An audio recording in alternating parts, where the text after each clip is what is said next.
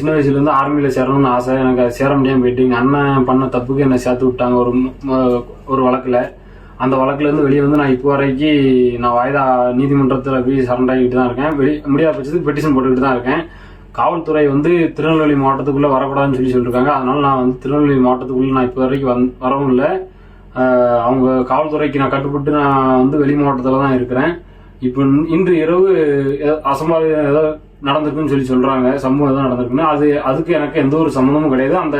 அந்த சம்மந்தப்பட்டவங்களுக்கும் எனக்கு எந்த ஒரு தொடர்பும் கிடையாது. அவங்க யார் பண்ணாங்கன்னு தெரியல.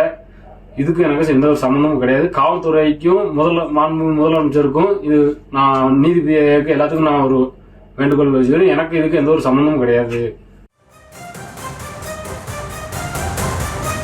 நாங்குநேரி இரட்டை கொலை சம்பவத்தில் வள்ளியூர் இரட்டை கொலைக்கும் தனக்கும் தொடர்பில்லை என ரவுடி நவீன் வெளியிட்ட வீடியோவை தற்போது பார்த்தோம். இது குறித்த மேலும் விவரங்களோடு இணைகிறார் செய்தியாளர் ராஜா. வணக்கம் ராஜா, விவரங்கள்.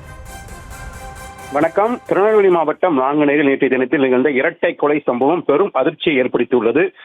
பட்டியலின தெருவில் நின்று கொண்டிருந்தவர்களை குறிவைத்து 9 பேர் கொண்ட கும்பல் சரமாரியாக அறிவாளால் தாக்கியது. இந்த தாக்குதலில் 2 பேர் உயிரிழந்தனர். மேலும் 6 பேர் படுகாயமடைந்து மருத்துவமனையில் அனுமதிக்கப்பட்டுள்ளனர். இந்த சம்பவம் பெரும்பத்து இந்திரா காலனி பகுதியில் நடைபெற்றதாக கூறப்படுகிறது. மேலும் கும்பல் அங்கு புகுந்து அச்சுறுத்தும் வகையில் தாக்குதல் நடத்தியதாக காவல்துறையினர் தெரிவித்துள்ளனர். மேலும் தாக்குதல் நடத்தியவர்கள் நவீன் வாழ்க என்று கோஷம் எழுப்பியதாகவும் தகவல்கள் வெளியாகியுள்ளன. மேலும் நவீன் என்ற பெயர் நபர் பிற்படுத்தப்பட்ட சமூகத்தைச் சேர்ந்த பிரபல ரவுடி என கூறப்படுகிறது. இந்த கொலை சம்பவத்திற்கு பின்னால் அவரின் பெயர் தொடர்புபடுத்தப்பட்டதால் பெரும் பரபரப்பு ஏற்பட்டுள்ளது. மேலும் ஆனால் கொலை சம்பவத்திற்கும் தனக்கும் எந்த தொடர்பு இல்லை என்றும் நவீன் மறுத்துள்ளார். மேலும் தன்னை நெல்லை மாவட்ட எல்லைக்குள் வரக்கூடாது என்று காவல்துறையினர் ஏற்கனவே முன்னதாக எச்சரித்திருக்கிறதாகவும் அவர் விளக்கம் அளித்துள்ளார். மேலும் தன்னை சிக்க வைக்க திட்டமிட்டு தனது பெயரை கும்பல் பயன்படுத்தியிருக்கலாம் என தெரிவித்திருக்கிறார்.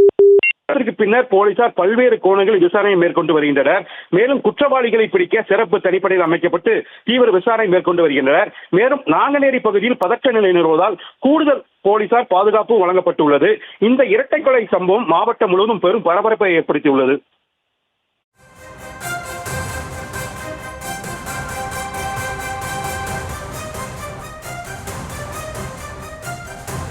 விவரங்களுக்கு நன்றி ராஜா.